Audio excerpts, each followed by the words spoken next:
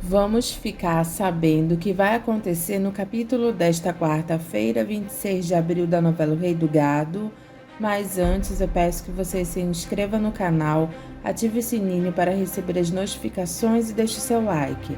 Valdir liga para Josimar e diz que o filho do Rei do Gado, que ele está indiciando por ter matado um pobre coitado afogado, vai ter que ir primeiro lá se explicar com ele. Josimar pergunta do que ele está falando. Valdir diz que Marcos não é réu primário, e sim ele já matou um lá antes, e que se ele quiser mais detalhes é para ele perguntar para o delegado Bordon, de Ribeirão Preto. Até logo. Josimar fica chocado ao saber que Marcos cometeu outro crime antes desse. Bruno manda Júlia arrumar um quarto para Zé do Araguaia porque ele vai passar a noite lá. Marcos pergunta para o pai por que ele trouxe Zé do Araguaia com ele. Porque ele vai atrás da Luana para mim, filho. O senhor não desiste, não é? Bruno diz que não desiste. Marcos diz que vai ser muito bom se Zé do Araguaia encontrar a Luana. Bruno pergunta por quê. Porque a coisa engrossou para mim lá em Minas, pai. Aliás, já engrossou para o senhor também, né? Bruno pergunta do que ele está falando. O delegado Valdir veio até aqui falar com o Dr. Bordon e ele já está sabendo que eu afoguei o infeliz, pai. Para ele, agora eu tenho antecedentes criminais. Bruno pergunta por que ele acha que vai engrossar. Porque, segundo o que o Dr. Bordon falou, ele vai prestar denúncia contra nós. Ele quer pegar os mezengas lá em Guaxupé primeiro. Bruno diz que não tem cabimento uma coisa dessas. Marcos diz que tem cabimento sim, porque para ele agora eles são uma família de matadores. Bruno diz que Valdir é maluco. Marcos diz que a Luana é a única que pode desmentir essa história e que pode limpar a barra dele. E a Rafaela vai ter que limpar a sua? Marcos diz que a Rafaela jamais faria isso. Ela tem o sangue ruim, vingativo dos Berdinazzi. Não fala isso porque a Luana também tem e a Luana não sabe odiar, filho. Marcos diz que a Luana deixou ele sozinho numa fria, né? Bruno afirma a certeza que ele tem que a Luana não está sabendo de nada do que está acontecendo, senão ela já estaria lá. Bruno pergunta para Zé do Araguaia se ele já se acomodou. Ele diz que já sim e agradece. Marcos pergunta para Zé do Araguaia por onde ele vai começar a procurar a Luana. Eu sei lá, seu Marquinhos, eu vou sair por aí pelo mundo afora e contar com a minha sorte, né? Bruno diz que ele acha que a dona Ana está certa, que a Luana voltou a trabalhar no corte de cana. Zé diz que vai entrar em todos os lugares que tiver canavial pela frente. Onde tiver boia fria, ele está lá. Eu só vou precisar que o senhor me oriente onde eu encontro esses canaviais, essas usinas, o resto o senhor deixa pela minha conta. Os dois vão para o escritório de Bruno. Marcos diz 1 milhão de boias frias e ele quer encontrar a Luana. Bruno diz para Zé que a esperança dele é que não tenha acontecido nada de ruim com a Luana. Não deve ter acontecido, nem fale isso. Tomara, Zé, tomara. Zé diz que de repente ele vai aí trazendo a Luana de volta. Bruno promete para Zé do Araguaia que se ele trouxer a Luana de volta, ele acerta a vida dele e da dona Ana. Eu não estou colocando preço nessa ajuda que eu estou lhe prestando não, patrão. Eu sei que você não está colocando preço, mas essa é uma promessa que eu estou lhe fazendo, Zé do Araguaia. Se você me trouxer a Luana de volta, você vai deixar de ser o meu empregado para ser o meu parceiro naquela fazenda. Zé do Araguaia sorri e diz que isso é coisa demais e não carece. Bruno diz que carece sim, que ele vai sair com bastante dinheiro porque ele não quer ele passando necessidade por aí. Zé pede para Bruno por onde ele deve começar a procurar a Luana. Bruno instrui ele por onde ele deve começar. Judite está conversando com uma das empregadas de Jeremias e diz que a Rafaela, a essas horas, deve estar sozinha naquele casarão que falaram que é imenso. Vai ver que ela nem trancou as portas direito e deve estar morrendo de medo. Que nada, dona Judite. A impressão que eu tenho é que a Rafaela não tem medo de nada nessa vida. Judite diz que a Rafaela já pode até ter feito amizade com o povo de lá da fazenda. Não acredito, porque ela trata todo mundo à distância. Ela trata com respeito, mas sem dar muita intimidade para ninguém. Judite concorda e diz que a Rafaela sabe mandar, isso sabe mesmo. Parece que nasceu para isso, não é mesmo? Judite diz que ela lembra quando Rafaela chegou lá dizendo que era a Marieta Berdinazzi.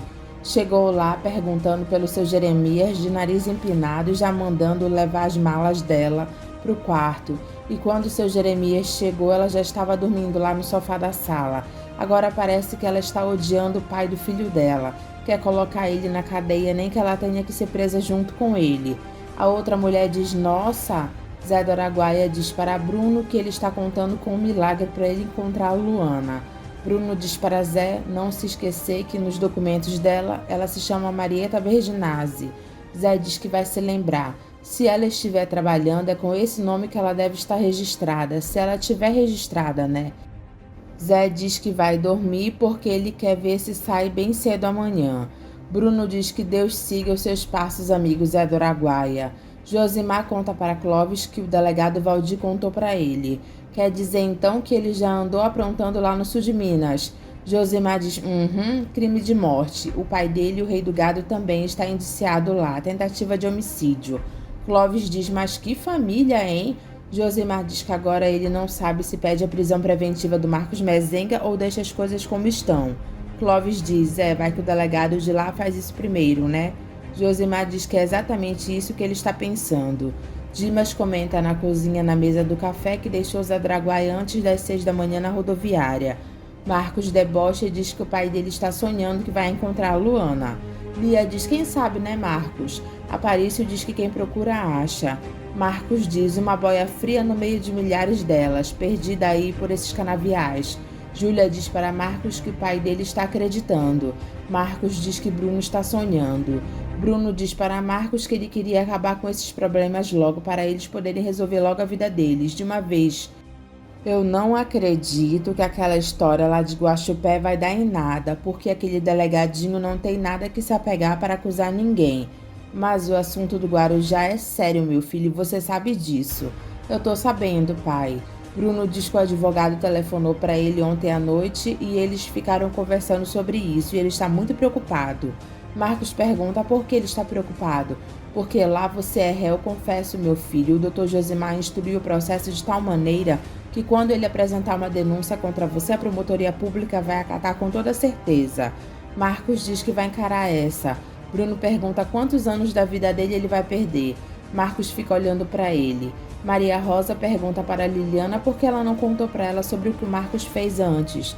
De que adianta eu te contar essa história, mãe? A senhora não ia poder fazer nada. Maria Rosa pergunta para a filha se Marcos matou mesmo tal sujeito. Liliana diz que matou, mas ele não queria matar, mas ele matou. Rosa pergunta como assim? E Liliana diz que não sabe porque é uma história muito complicada e ela não quer falar sobre isso. Mas eu quero falar, eu quero saber. Rosa pergunta se foi sobre isso que ela estava falando com o pai dela no telefone. Foi, mas o papai também não pode fazer nada. Rosa pede para ela ficar calma porque agora ela precisa pensar no filho dela. Mas o Marcos é o pai do meu filho, mãe. Eu sei que ele é o pai do seu filho. Liliana diz que Marcos só está pedindo a Deus para que ele não seja preso antes que o filho dele nasça. Rosa pede para ela ficar calma. Eu queria dar força para ele, mas eu não tenho mais força. Eu tô ficando desesperada, mãe. Rosa pede por favor para ela não se desesperar. Marcos pede para o pai que se acontecer alguma coisa com ele queria que ele desse o apoio necessário para Liliana. Bruno diz claro, aquele filho que ela está esperando é meu, é o teu neto, pai. Eu tô sabendo, Marcos. Marcos diz que ele está falando sério e não quer que ele se esqueça disso. Bruno pergunta e enquanto ao filho que a tal da Rafaela está esperando. Marcos diz que aquele lá é só um Berginazzi, aquele lá ele não reconhece. Bruno diz, mas filho, eu não quero mais falar nisso e ponto final, pai. Júlia diz para Dimas que a vida é mesmo engraçada, né? O tempo que o Marquinhos ficava aprontando e a vida da Dona Leia era pagar os prejuízos das confusões que ele arranjava. Nunca aconteceu isso, dele ser preso, processado. Dimas diz que pelo visto Marcos pode ficar muito tempo na cadeia. Júlia diz para ele não falar isso. Agora que ele se acalmou e tomou gosto pelos negócios do pai, Dimas diz que Marcos matou um cara. Júlia diz por causa da mãe, Dimas. Dimas diz por causa do pai também, que levou chifre do sujeito. Júlia diz que também pode ter sido mais um dos motivos para ele ter cometido essa loucura, mas o motivo principal foi a mãe dele. Pelo que eu andei ouvindo, ele não queria matar o sujeito, e sim só dar um susto. Júlia pergunta para Dimas se ele realmente acredita nisso. Dimas pergunta se ela não. Júlia diz que não acredita e que Marcos queria mesmo era matar o Ralph. A dona Leia vivia de olho roxo por apanhar aquele safado. Pelo visto você sabe de tudo aqui nessa casa, né? Eu não sou surda. Dimas diz que Lia continua na boa lá com tal pirilampo. Júlia manda ele não ser injusto com a Lia porque ela está preocupada até demais com o irmão dela. Lia diz para Aparício e Zé Bento que eles vão ir para o show e ela vai ficar na casa dela. Aparício diz: "Ô, minha prenda", e Lia pede para ele entender a situação dela. Zé Bento diz que Lia está certa, porque afinal de contas o irmão dela está metido numa enrascada dos diabos. Eu sei, Bentão, mas ela vai ajudar no que ficando aqui? Lurdinha diz que Lia pode não ajudar em nada, mas ela vai dar apoio moral, né? Aparício fala com raiva para Lia: "Tá certo então, você fica que nós vamos embora." E que se ele encontrar umas prendas pelo caminho não é para ela se queixar. Lia diz que se ele quiser arrumar outra prenda, ele não precisa mais voltar. Lia sai de lá para ir pegar o carro e Aparício diz: "Espera aí, Lia." Ela diz para ele não encher o saco. Lia sai de lá com o carro dela cantando pneu de raiva. Zé Bento diz para Aparício que começaram as brigas, né? Aparício diz que não tem ninguém brigando. Zé Bento diz que é assim que começa e quando menos se espera vai cada um para um lado. Aparício pergunta para Lurdinha do que Zé Bento está falando e ela diz que é das mágoas da vida dele. E aconselha Aparício a deixar o Zé Bento fazer o show sozinho e correr atrás de Lia. "Tu é besta, Lurdinha? Se tem que confiar, confia. Se não tem que confiar, não confia." Lia fica falando sozinha dentro do carro, dizendo que Aparício não entende que ela tem uma família e que ele não quer ver que ninguém consegue ficar trancado o tempo todo dentro daquele ônibus e que ela não vai mais embarcar naquela jossa, não. Ele vai ter que escolher se ele vai querer continuar na dupla ou vai querer continuar com ela. Zé Bento pergunta para Aparício se eles vão tocar mesmo. Lurdinha pergunta para Aparício se não é melhor ele ir atrás de Lia. Ele diz não. Zé Bento diz para Aparício que ele nunca viu a prenda dele braba desse jeito. "Ela que se amole, grandão. O meu pai nunca me colocou cabresto nessa vida, não é mulher que vai me colocar agora." Lurdinha diz: "Toca aí, grandão." E Zé Bento diz: "Tá certo, vamos embora, mas eu não acho que há motivo para tanta briga assim, não." Aparício fica triste pensando em Lia. Bruno fala com o senador Caxias pelo telefone, agradece ele, mas não há nada que ele possa fazer, e confirma que Marcos matou o Ralph. Ele não tinha intenção de matar o sujeito. Ele enterrou o vadio e o mar subiu e afogou. Senador Caxias, o caso já está na mão do advogado e eu confio bastante nele. Eu tenho certeza que ele vai fazer de tudo para livrar o meu filho dessa. Eu agradeço a preocupação, obrigado. Passe bem, senador." Lia aparece triste no escritório e diz para Bruno: "Ai, paizinho, mas você não tinha viajado com seu marido?" Lia diz: "Não, pai, eu briguei com ele." Bruno diz: "Ah, não, mas essa não." Aparício diz para Zé Bento que ele estava cansado de ficar trancado naquela casa e que a Lia é muito apegada com o povo dela. Zé Bento diz que Lia está certa. "Não está certa não, ela tinha que estar aqui com a gente." Zé Bento diz: "Trazer ela para cá, para essa vida que nós está levando." Aparício diz que quando Lia casou com ele, ela sabia que eles não tinham paradeiro. "Eu tô achando é que você não aceitou o laço que ela pôs no seu pescoço." Aparício diz que Lia não colocou, ela tentou colocar. Zé Bento pergunta por que ele tá choramingando então. Aparício diz que é porque ele já se acostumou demais com a Lia. Zé Bento manda ele desacostumar. Aparício pergunta como ele faz para desacostumar assim. Zé Bento fica calado. Enquanto isso, Lia diz para Bruno que ela conhece o Aparício. "Eu também conheço aquele queixo duro." Lia diz que Aparício devia ter entendido as razões dela de querer ficar lá com ele e o Marcos, né? "Mas você escolheu seu marido. Você fez tudo sem nunca ter consultado seu pai." Lia diz que sabe. "Foi escolha sua, não foi?" Lia tenta falar: "Foi, pai, mas o seu pai não disse nem sim nem não, né?" "Não, pai, o senhor não disse." Bruno diz que até brigou com aquele violeirinho que não tem a menor noção da palavra respeito. Lia diz: "Não, pai, ele respeita o senhor, é que é o jeito dele." Bruno pergunta se ela não sabia que era esse jeito de Aparício. Lia diz que sabia. "E me aparece aqui de papel passado sem ter nunca me dado uma satisfação? Ah, pai, aquilo foi uma loucura, coisa de momento. Pai, eu amo Aparício, ponha isso na sua cabeça." Bruno diz que isso é ela que tem que colocar na cabeça dela. "Poxa, pai, eu só não fui com ele porque eu queria ficar aqui em casa com o senhor e com Marcos." Bruno pergunta se por causa disso que você vai largar o grande amor da sua vida. Lia fica calada. Enquanto isso, Judite diz para o delegado Valdir que ela não pode fazer nada se a Rafaela não quer voltar. Valdir pergunta por que ela não quer vir para cá. O senhor não me pergunte, porque eu não sei de nada. Eu só sei que ela falou que só volta para cá depois que o seu Jeremias tiver voltado da Itália. E o seu Jeremias, o que ele está fazendo na Itália? Jeremias aparece andando pela Itália para saber se Rafaela é mesmo uma Berginazzi. Marcos fica se lamentando como ele pôde um dia gostar da Rafaela e fazer as loucuras que ele fez. Primeiro ela me vem com aquela novidade que está esperando um filho meu. Como é que eu posso acreditar numa pessoa que mentiu tanto sempre, que continuou mentindo e que vai sempre mentir? Primeiro era Marieta, depois de Rafaela. O que ela vai ser amanhã? Qual vai ser a história que ela vai inventar amanhã? Por que ela inventou a história de que eu matei o Fausto e que ela me ajudou? E ela ainda implicou o meu pai e a pobre da Luana. Marcos Mezenga, o que vai ser da sua vida?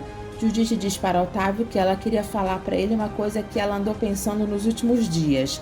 Ele pergunta o que ela andou pensando. Judite diz que no dia que mataram o Dr. Fausto era impossível a Rafaela estar junto do Marcos Mezenga se ele fez aquilo. Otávio pergunta por que é impossível. Judite diz que naquele dia ela saiu cedo com Jeremias. Eles foram lá para os armazéns e só voltaram para lá na hora do almoço. Otávio pergunta se ela e Jeremias estavam sempre juntos. Judite diz que é o que eu estou lhe dizendo. Então ela deve estar mentindo. Então ela inventou essa história toda. Judite diz como ela inventou também a história de que a Marieta deu a arma do tio dela para o Bruno Mezenga atirar nele. Otávio diz que Rafaela acabou conseguindo fazer a Marieta ir embora de lá, não é mesmo? Era só isso que ela estava querendo, não é mesmo? Otávio diz com toda certeza, Judite. Quando o teu tio voltar da Itália, a gente vai tirar tudo isso a limpo. Mas tem uma coisa aí, Judite. Se essa história toda foi inventada e não foi o Bruno Mezenga quem atirou no tio, quem foi? Judite diz, quem foi? Eu tenho até medo de pensar nisso. Otávio diz que também tem medo, mas que só pode ter sido ela, a Rafaela. Judite concorda e diz, a Rafaela.